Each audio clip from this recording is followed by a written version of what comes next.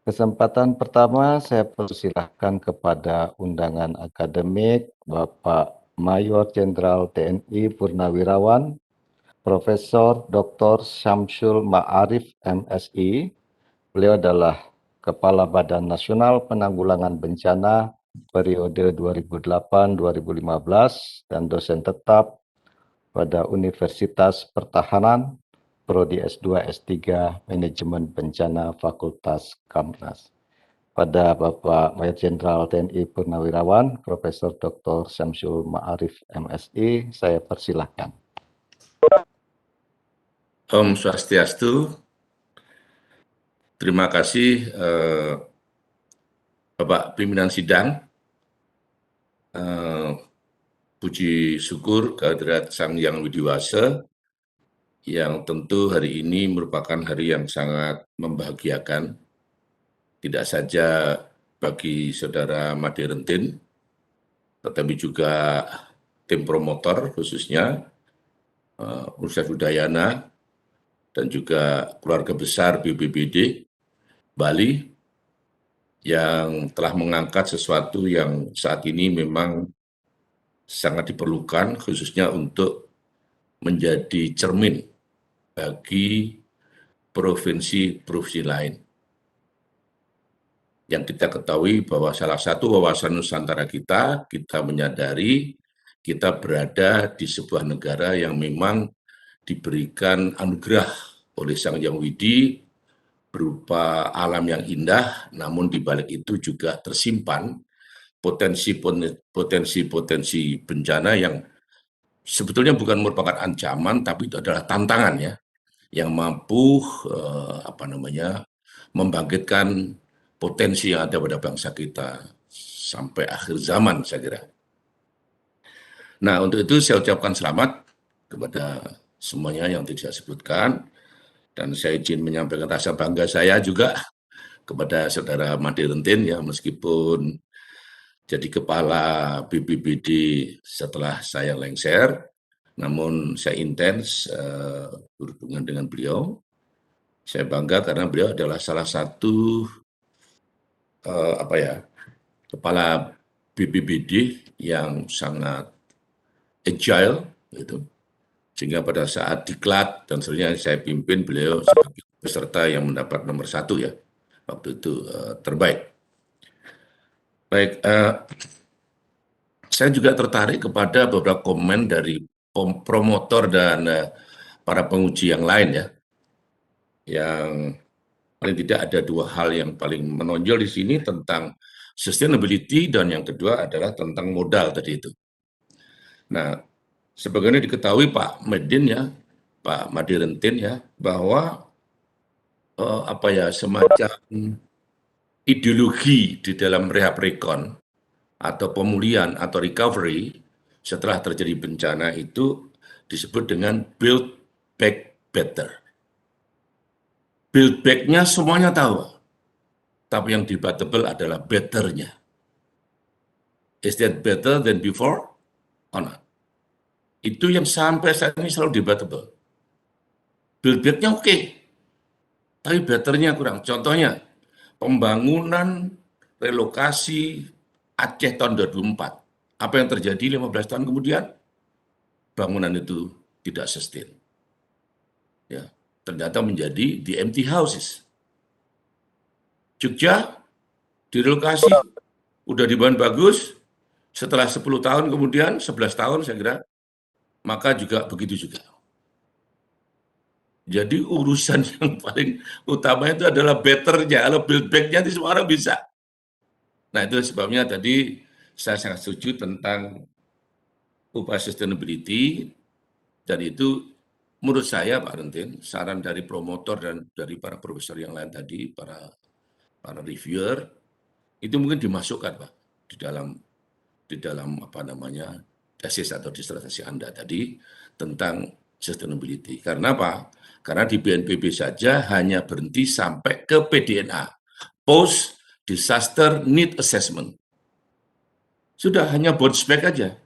Tapi bounce forward-nya ini yang belum ada. Sampai saat ini, Bappenas juga belum.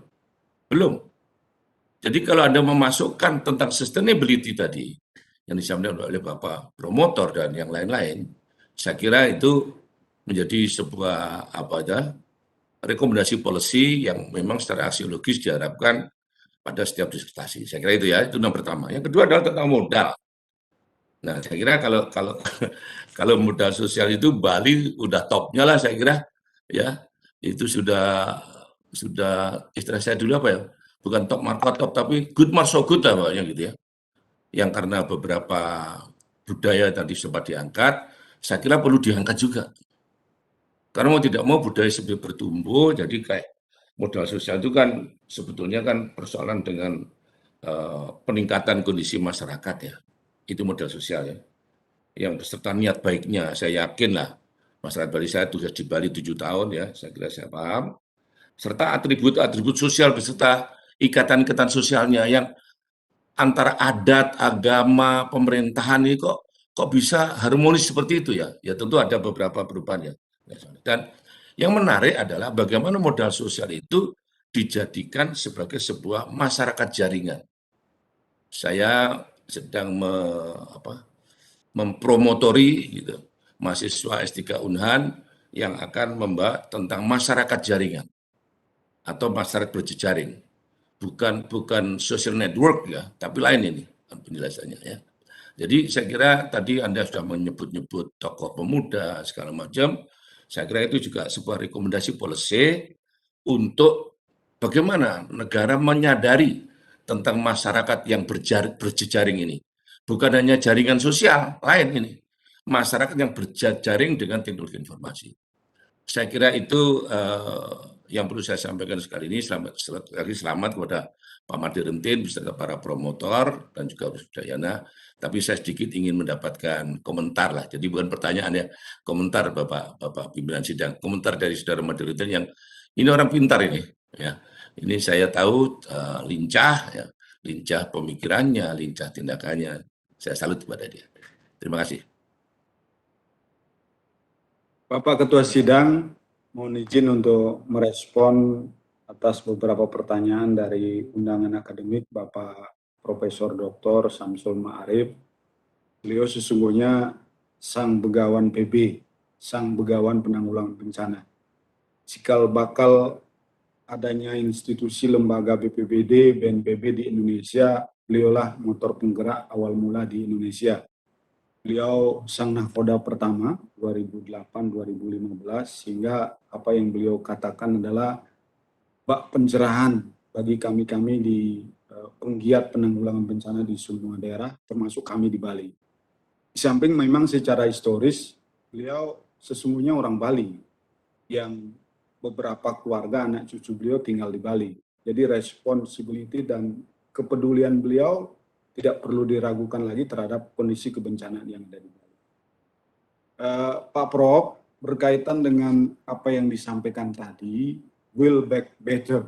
Kebetulan sebelum sampai pada pucuk pimpinan selaku Komandan BPBD Bali, saya berangkatnya dari bidang rehabilitasi dan rekonstruksi. Sejalan dengan apa yang Prof sampaikan tadi, sustainable, keberlanjutan. Dan kebetulan lagi-lagi ada hal yang berbeda yang tentu belum dimiliki oleh daerah lain selain Bali. Ini mungkin di antara 34 provinsi, 514 kabupaten kota, mungkin bisa dihitung dengan jari, Bali salah satunya yang memiliki sebuah program inovasi dalam rangka keberlanjutan tersebut. Memang will back better, untuk betternya itu pertanyaannya pertanyaan besar. Tapi kami di Bali atas inisiasi oleh pimpinan, kita membuat sebuah regulasi yang kita sebut dengan peraturan gubernur bantuan sosial tidak terencana, yang secara khusus kita prioritaskan kepada kelompok masyarakat di satu sisi, kemudian perorangan, termasuk di dalamnya secara spesifik berupa santunan.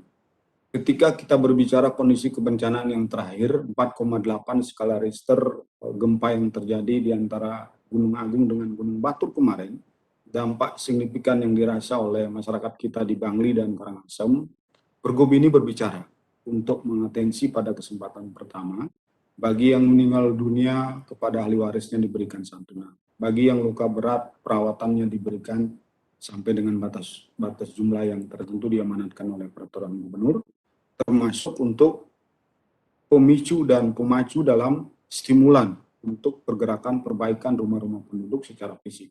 Ya bisa rumah penduduknya, bisa dalam bentuk fasilitas sosial dan fasilitas umum. Ini tentu belum optimal berkaitan dengan kemampuan keuangan daerah yang kita miliki.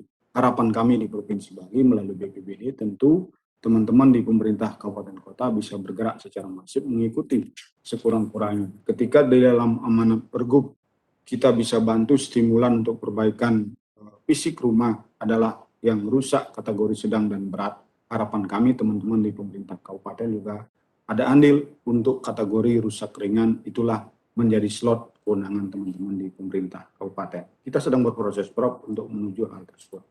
Yang kedua, lagi-lagi berkaitan dengan modal sosial. Memang apa yang Pak Prof akui, kita di Bali memiliki hal yang sangat luar biasa tentu berkaitan dengan keberadaan modal sosial tersebut. Tapi ke depan, seiring dengan perkembangan dan hiruk pikuknya kondisi peradaban di tengah-tengah masyarakat, lebih-lebih jujur kami katakan di masa pandemi COVID-19 seperti sekarang, keterpurukan yang kami rasakan yang paling dalam. Minus 12% pertumbuhan ekonomi yang kami rasakan selama kurang lebih hampir 2 tahun pasca di masa pandemi COVID-19 seperti sekarang, tentu sangat terasa di tengah-tengah masyarakat yang notabene memang lebih dari 58% mengandalkan kehidupannya dari sektor pariwisata. Oleh karena itu ke depan tentu perlu ide kreatif dan inovasi baru. Tidak hanya semata-mata menaruh harapan besarnya di sektor pariwisata saja, tetapi pengembangan pada sektor-sektor pariwisata lain. Tentu modal sosial menjadi hal yang perlu kami kedepankan, menimbulkan karena untuk bisa kita kolaborasikan dalam pembangunan. Mungkin demikian apresiasi dan respon yang dapat saya sampaikan. Selebihnya matur suwun sangat Pak Prof atas respon, atensi dan apresiasi serta support yang diberikan. Terima kasih. Terus semua dahat. Matur suksmo dahat.